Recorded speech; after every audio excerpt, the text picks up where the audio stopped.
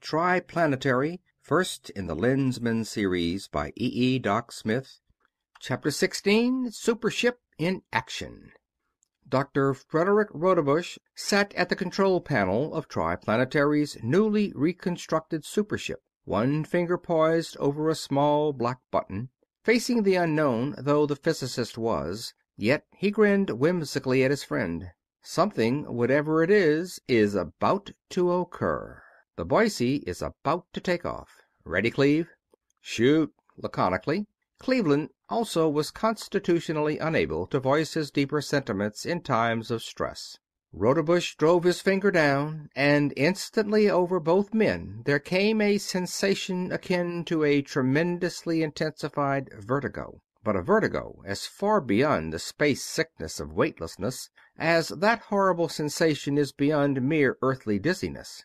The pilot reached weakly toward the board, but his leaden hands refused utterly to obey the dictates of his reeling mind. His brain was a writhing, convulsive mass of torment indescribable, expanding, exploding, swelling out with an unendurable pressure against its confining skull.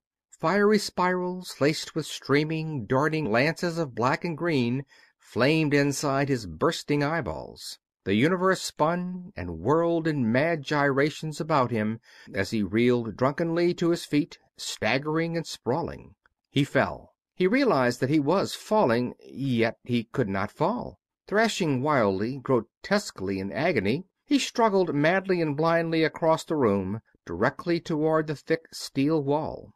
The tip of one hair of his unruly thatch touched the wall, and the slim length of that single hair did not even bend as its slight strength brought to an instant halt the 180-odd pounds of mass now entirely without inertia, that was his body. But finally the sheer brain power of the man began to triumph over his physical torture.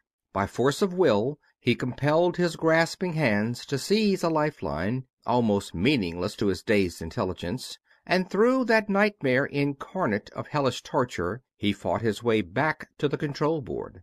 Hooking one leg around a standard, he made a seemingly enormous effort and depressed a red button, then fell flat upon the floor, weakly but in a wave of relief and thankfulness, as his wrecked body felt again the wonted phenomena of weight and of inertia.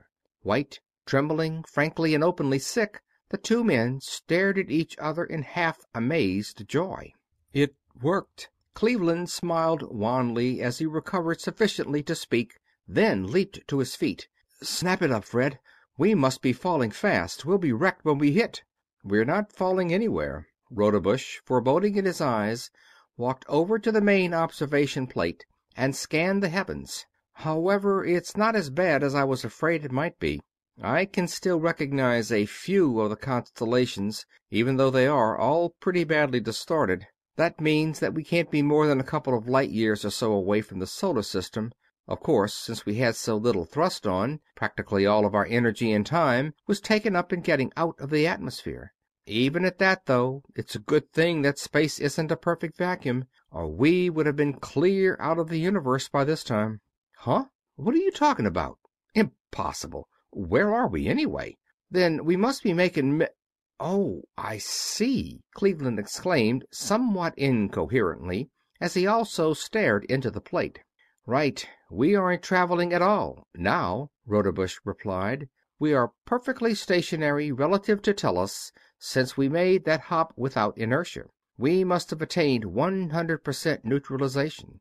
100.00000, which we didn't quite expect. Therefore, we must have stopped instantaneously when our inertia was restored. Incidentally, that original pre-inertialess velocity, intrinsic velocity, suppose we could call it, is going to introduce plenty of complications. But we don't have to worry about them right now. Also, it isn't where we are that is worrying me. We can get fixes on enough recognizable stars to find that out in short order. It's when." "That's right, too. Say we're 2 light years away from home. You think maybe that we're 2 years older now than we were 10 minutes ago? Interesting no end, and distinctly possible. Maybe even probable. I wouldn't know. There's been a lot of discussion on that theory, and as far as I know, we're the first ones who ever had a chance to prove or disprove it absolutely. Let's snap back to Tellus and find out right now." "We'll do that after a little more experimenting. You see, I had no intention of giving us such a long push. I was going to throw the switches in and out, but you know what happened. However, there's one good thing about it. It's worth 2 years of anybody's life to settle that relativity time thing definitely, one way or the other." I'll say it is. But say, we've got a lot of power on our ultra wave, enough to reach Tellus, I think. Let's locate the sun and get in touch with Samms. Let's work on these controls a little first, so we'll have something to report. Out here's a fine place to try the ship out, nothing in the way. All right with me, but I would like to find out whether I'm 2 years older than I think I am or not. Then for 4 hours they put the great super ship through her paces, just as test pilots check up on every detail of performance of an airplane of new or radical design. They found that the horrible vertigo could be endured, perhaps in time even conquered, as space sickness could be conquered, by a strong will in a sound body, and that their new conveyance had possibilities of which even Rodebush had never dreamed. Finally, their most pressing questions answered, they turned their most powerful ultra-beam communicator toward the yellowish star which they knew to be Old Sol. "Samms, Samms," Cleveland spoke slowly and distinctly. "Rodebush and Cleveland reporting from the space-eating Wampus, now directly in line with Beta Ursa Minoris from the sun. Distance about 2.2 light years. It will take 6 bands of tubes on your tightest beam, LSV-3, to reach us. Barring a touch of an unusually severe type of space sickness, everything worked beautifully, even better than either of us dared to believe. There's something we want to know right away. Have we been gone 4 hours and some odd minutes, or better than 2 years?"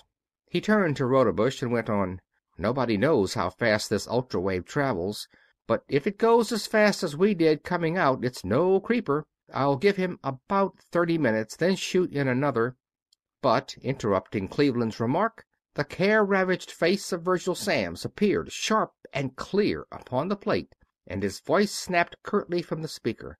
"Thank God you're alive and twice that the ship works!" he exclaimed. "You've been gone 4 hours, 11 minutes, and 41 seconds, but never mind about abstract theorizing. Get back here to Pittsburgh as fast as you can drive. That Nevian vessel, or another one like her, is mopping up the city and has destroyed half the fleet already." "We'll be back there in 9 minutes," Rodebush snapped into the transmitter. "2 to get from here to atmosphere, 4 from atmosphere down to the hill, and 3 to cool off. Notify the full 4-shift crew, everybody we've picked out. Don't need anybody else. Ship, equipment, and armament are ready." 2 minutes to atmosphere? Think you can do it?" Cleveland asked, as Rodebush flipped off the power and leaped to the control panel. "You might, though, at that. We could do it in less than that if we had to.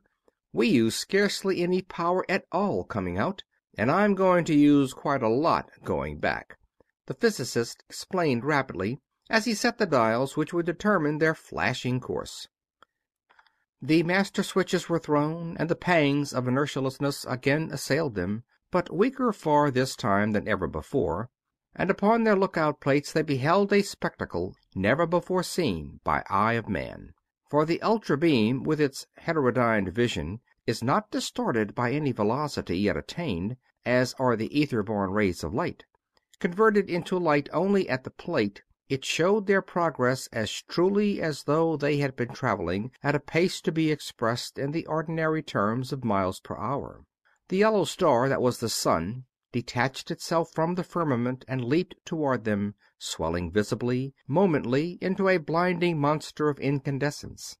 And toward them also flung the earth, enlarging with such indescribable rapidity that Cleveland protested involuntarily, in spite of his knowledge of the peculiar mechanics of the vessel in which they were.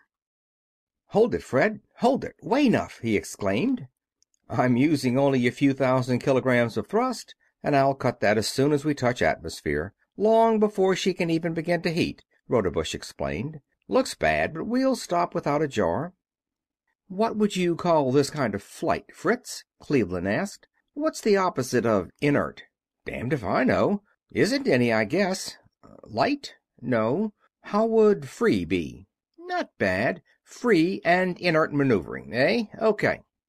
Flying free, then, the super ship came from her practically infinite velocity to an almost instantaneous halt in the outermost, most tenuous layer of the Earth's atmosphere.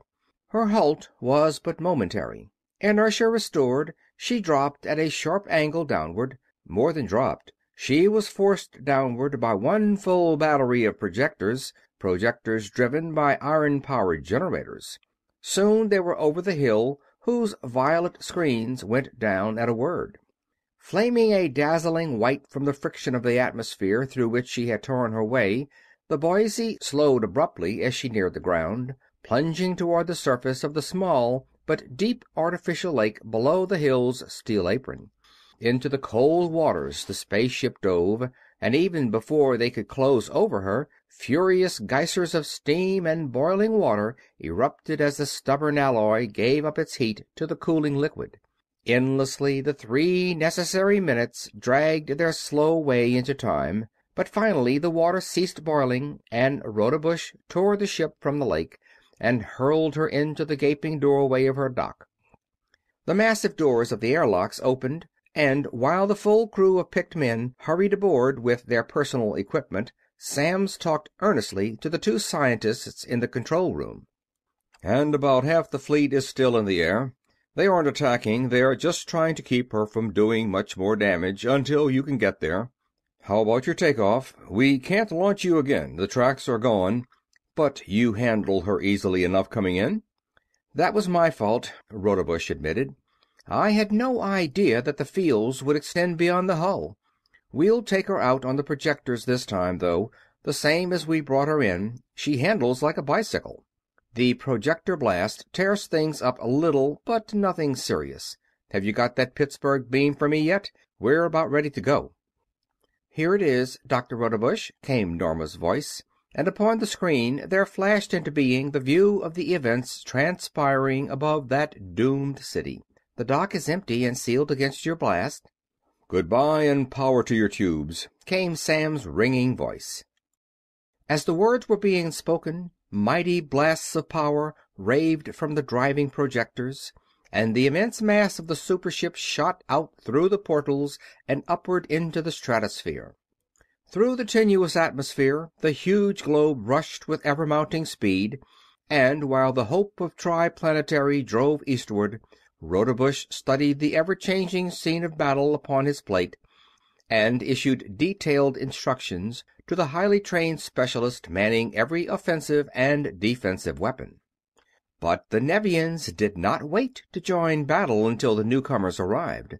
Their detectors were sensitive, operative over untold thousands of miles, and the ultra screen of the hill had already been noted by the invaders as the Earth's only possible source of trouble. Thus the departure of the Boise had not gone unnoticed, and the fact that not even with his most penetrant rays could he see into her interior had already given the Nevian commander some slight concern. Therefore, as soon as it was determined that the great globe was being directed toward Pittsburgh, the fish-shaped cruiser of the void went into action. High in the stratosphere, speeding eastward, the immense mass of the Boise slowed abruptly, although no projector had slackened its effort. Cleveland, eyes upon interferometer grating and spectrophotometer charts, fingers flying over calculator keys, grinned as he turned toward Rodebush. "Just as you thought, Skipper, an ultra-band pusher. C4V63L29. Shall I give him a little pull?" "Not yet. Let's feel him out a little before we force a close-up. We've got plenty of mass. See what he does when I put full push on the projectors." As the full power of the Tellurian vessel was applied, the Nevian was forced backward, away from the threatened city, against the full drive of her every projector. Soon, however, the advance was again checked, and both scientists read the reason upon their plates. The enemy had put down reinforcing rods of tremendous power. 3 compression members spread out fanwise behind her, bracing her against the low mountainside, while one huge tractor beam was thrust directly downward, holding in an unbreakable grip a cylinder of earth extending deep down into bedrock. 2 can play at that game, and Rodebush drove down similar beams and forward-reaching tractors as well. "Strap yourselves in solid, everybody," he sounded in general warning. "Something is going to give way somewhere soon, and when it does, we'll get a jolt." And the promised jolt did indeed come soon. Prodigiously massive and powerful as the Nevian was, the Boise was even more massive and more powerful, and as the already enormous energy feeding the tractors, pushers, and projectors was raised to its inconceivable maximum, the vessel of the enemy was hurled upward, backward, and that of Earth shot ahead with a bounding leap that threatened to strain even her mighty members.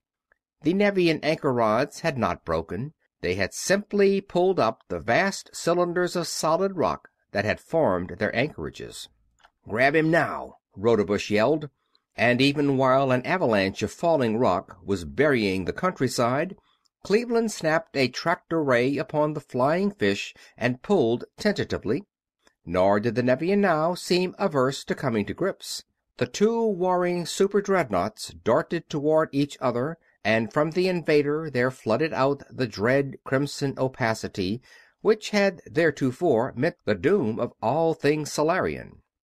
Flooded out and engulfed the immense globe of humanity's hope in its spreading cloud of redly impenetrable murk.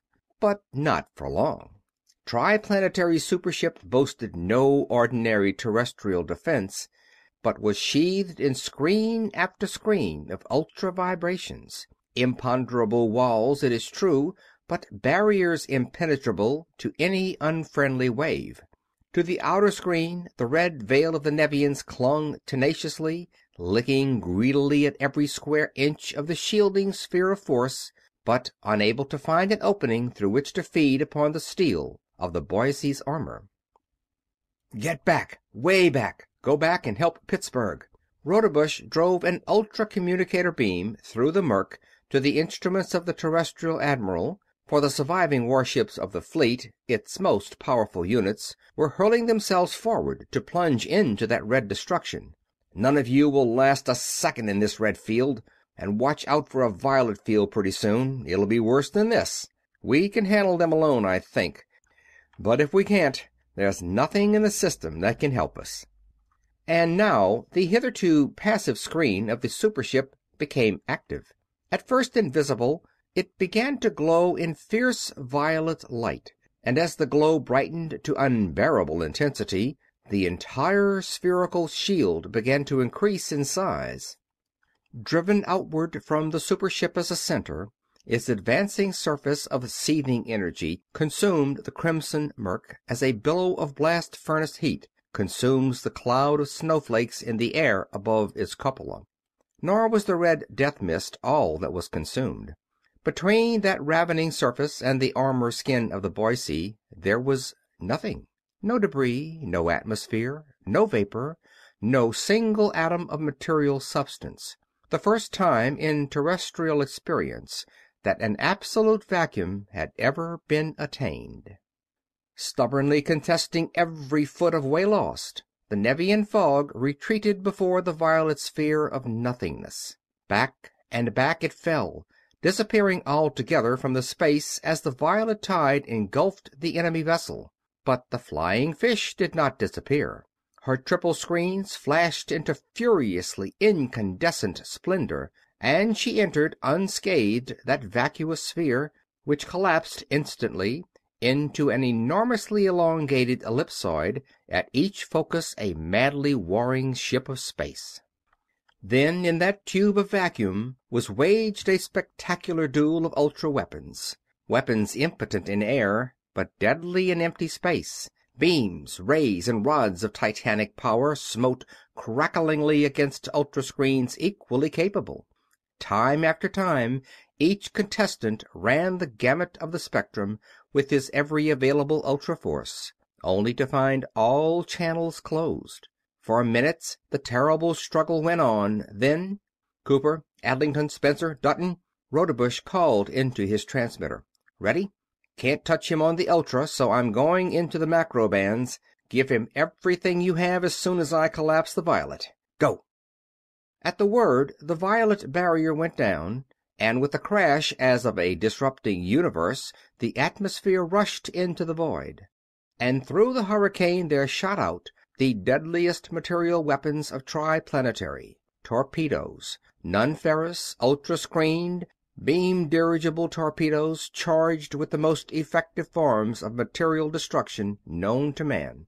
Cooper hurled his canisters of penetrating gas, Adlington his allotropic iron atomic bombs, Spencer his indestructible armor-piercing projectiles, and Dutton his shatterable flask of quintessence of corrosion, a sticky, tacky liquid of such dire potency that only one rare Solarian element could contain it. 10, 20, 50, 100 were thrown as fast as the automatic machinery could launch them, and the Nevians found them adversaries not to be despised. Size for size, their screens were quite as capable as those of the Boise. The Nevians' destructive rays glanced harmlessly from their shields, and the Nevians' elaborate screens, neutralized at impact by those of the torpedoes, were impotent to impede their progress. Each projectile must needs be caught and crushed individually by beams of the most prodigious power, and while one was being annihilated, dozens more were rushing to the attack.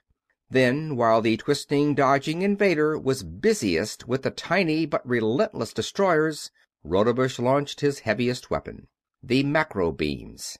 Prodigious streamers of bluish-green flame which tore savagely through course after course of Nevian screen, malevolent fangs driven with such power and velocity that they were biting into the very walls of the enemy vessel before the amphibians knew that their defensive shells of force had been punctured.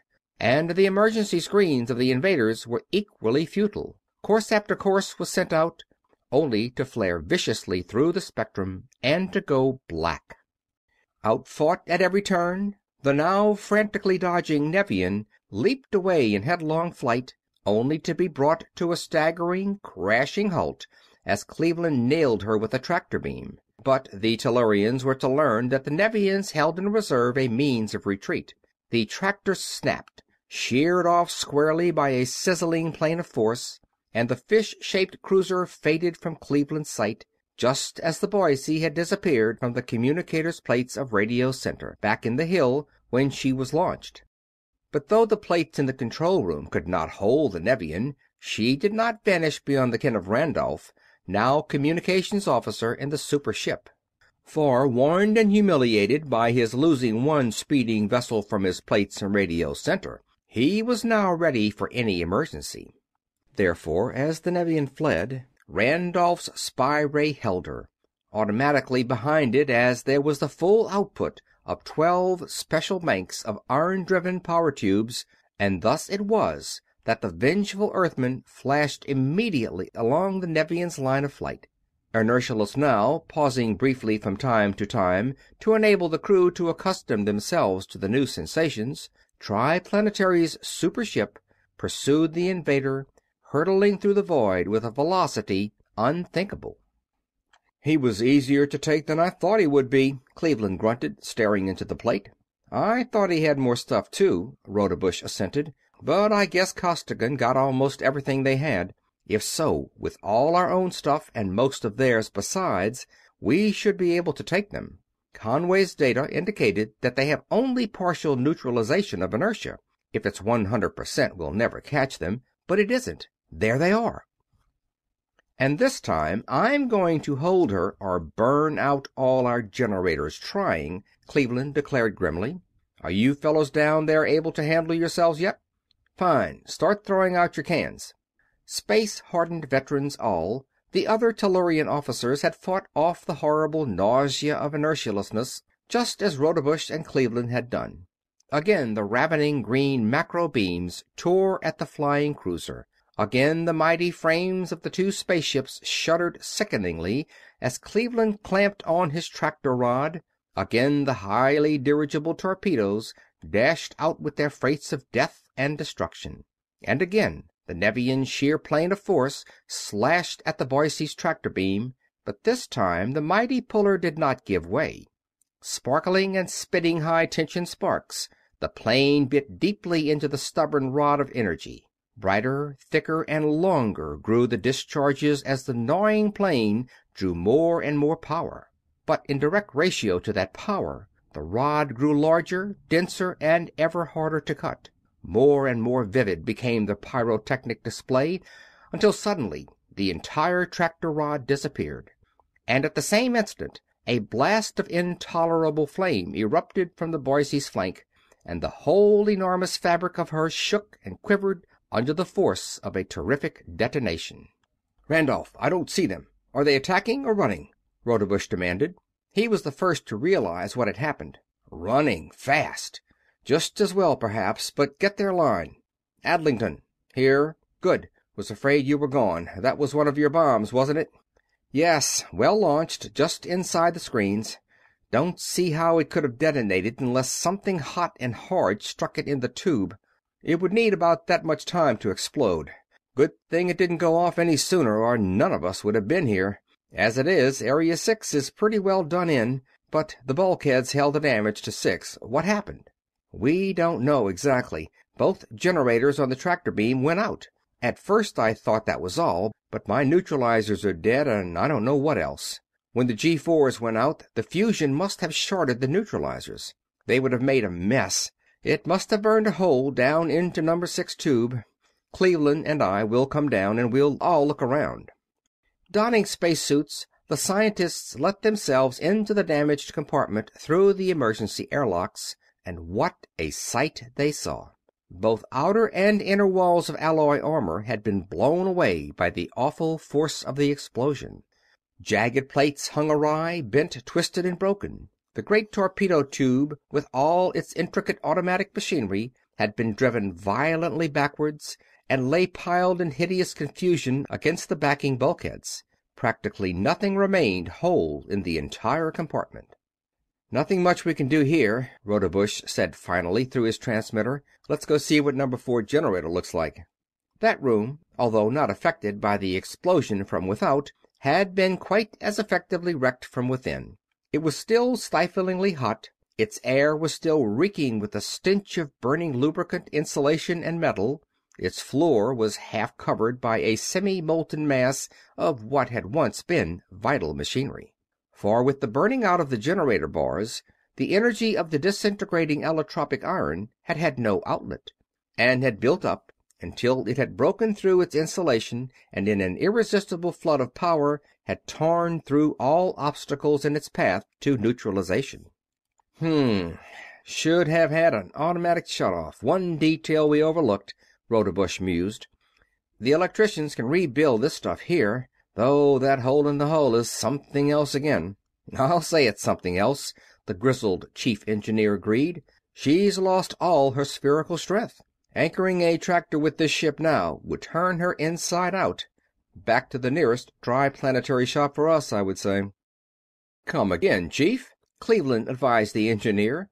"None of us would live long enough to get there. We can't travel inertialess unless the repairs are made, so if they can't be made without very much traveling, it's just too bad." "I don't see how we could support our jacks." The engineer paused, then went on. "If you can't give me Mars or Tellus, how about some other planet? I don't care about atmosphere, or about anything but mass. I can stiffen her up in 3 or 4 days if I can sit down on something heavy enough to hold our jacks and presses. But if we have to rig up space cradles around the ship herself, it'll take a long time, months probably. Haven't got a spare planet on hand, have you?" "We might have at that," Rodebush made surprising answer. "A couple of seconds before we engaged, we were heading toward a sun with at least 2 planets. I was just getting ready to dodge them when we cut the neutralizers, so they should be fairly close somewhere. Yes, there's the sun, right over there. Rather pale and small, but it's close, comparatively speaking. We'll go back up into the control room and find out about the planets." The strange sun was found to have 3 large and easily located children, and observation showed that the crippled spaceship could reach the nearest of these in about 5 days. Power was therefore fed to the driving projectors, and each scientist, electrician, and mechanic bent to the task of repairing the ruined generators, rebuilding them to handle any load which the converters could possibly put upon them. For 2 days the Boise drove on, then her acceleration was reversed, and finally a landing was effected upon the forbidding, rocky soil of the strange world. It was larger than the Earth, and of a somewhat stronger gravitation. Although its climate was bitterly cold, even in its short daytime it supported a luxuriant but outlandish vegetation. Its atmosphere, while rich enough in oxygen and not really poisonous, was so rank with indescribably fetid vapors as to be scarcely breathable. But these things bothered the engineers not at all. Paying no attention to temperature or to scenery, and without waiting for a chemical analysis of the air, the space-suited mechanics leaped to their tasks, and in only a little more time than had been mentioned by the chief engineer, the hull and giant frame of the super ship were as staunch as of yore. "All right, skipper," came finally the welcomed word. "You might try her out with a fast hop around this world before you shove off in earnest." Under the fierce blast of her projectors the vessel leaped ahead, and time after time, as Rodebush hurled her mass upon tractor beam or pressor, the engineers sought in vain for any sign of weakness. The strange planet half girdled, and the severest test passed flawlessly. Rodebush reached for his neutralizer switches. Reached and paused, dumbfounded, for a brilliant purple light had sprung into being upon his panel, and a bell rang out insistently. "What the hell?" Rodebush shot out an exploring beam along the detector line and gasped. He stared, mouth open, then yelled, "Roger is here, rebuilding his planetoid! Stations all!" End of Chapter 16.